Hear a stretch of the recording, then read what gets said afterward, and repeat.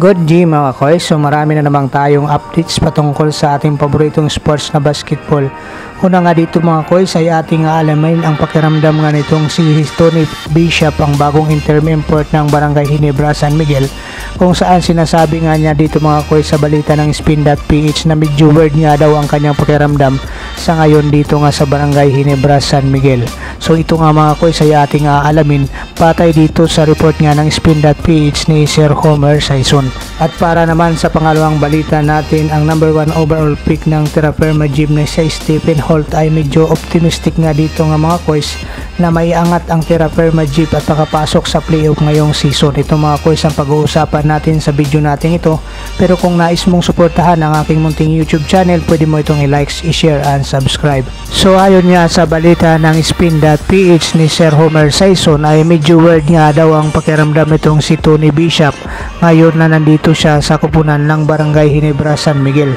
Dahil kung matatandaan nga natin mga koys ay nagkaharap nga ang dalawang kupunan nito noong 2021 Governors Cup, kung saan nga ay tinalo nga ng Barangay Ginebra, San Miguel ang kupunan ni Tony Bishop na Meralco Bulls. Pero ayon din dito kay Tony Bishop nga mga koys ay excited nga siya mga koys na sa oportunidad na makalaro dito sa popular na team sa PBA. At ayon din dito nga mga koys sa balita ng Spin.ph ay binigyan nga lang ito ng 60-day contract ng Barangay Ginebra, San Miguel. So ngayon mga koys mapapaisip tayo, ano bang ibig sabihin dito at binigyan nga lang siya ng 60-day contract ng Barangay Ginebra, San Miguel. So malaki ang tsansa dito nga mga koys na maiksi lang ang magiging pataw na parusa dito kay Justin Brownlee sa kanyang doping test dito sa China, kung saan ay nag-positive nga siya sa ginawang test ng ITE.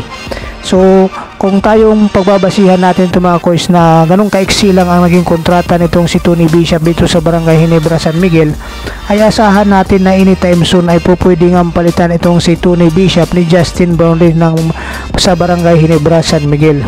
So ito nga mga koys sa balita nga ng Spin.ph ni Sir Homer Sison, ayon dito nga mga koys nakadepende nga daw mga koys ang kontrata ni Tony Bishop dito sa magiging haba o iksi nga ng sanksyon ni Justin Brownlee dito sa kanyang pagiging positive sa nakaraang Asian Games.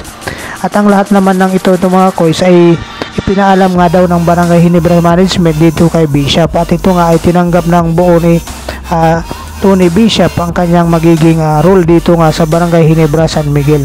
At ayon nga kay Tony Bishop ay gagawin niya ang lahat makatulong dito sa Barangay Ginebra, San Miguel. At sa ngayon nga mga koys ay nagpa-practice na nga sila ngayon dito sa kupunan ng Barangay Ginebra, San Miguel. So ito nga mga koys ang sinabi nga nila ni Sir Homer Sison na regardless of the length of the tenure, the Gin Kings may have found the best proxy of the highly decorated Brownlee dito sa Barangay Ginebra, San Miguel. So tinatawag na nilang proxy nga lang itong si Tony Bishop dito sa Barangay Ginebra, San Miguel. So kung ano man ang rason dito mga koys, so alam siguro ng Barangay Ginebra, San Miguel kung ano ang magiging parusa nga ang length ng kaparasuhan nitong si Justin Brownlee, kaya binigyan nga lang nila ito ng 60-day contract itong si Tony Bishop. So matatandaan natin mga koys, itong si Tony Bishop nga ay nag-average ito ng 25.7 points, 30.4 rebounds, 3.3 assist at saka 1.7 steals per game dito nga sa kupunan ng Meralco Bulls.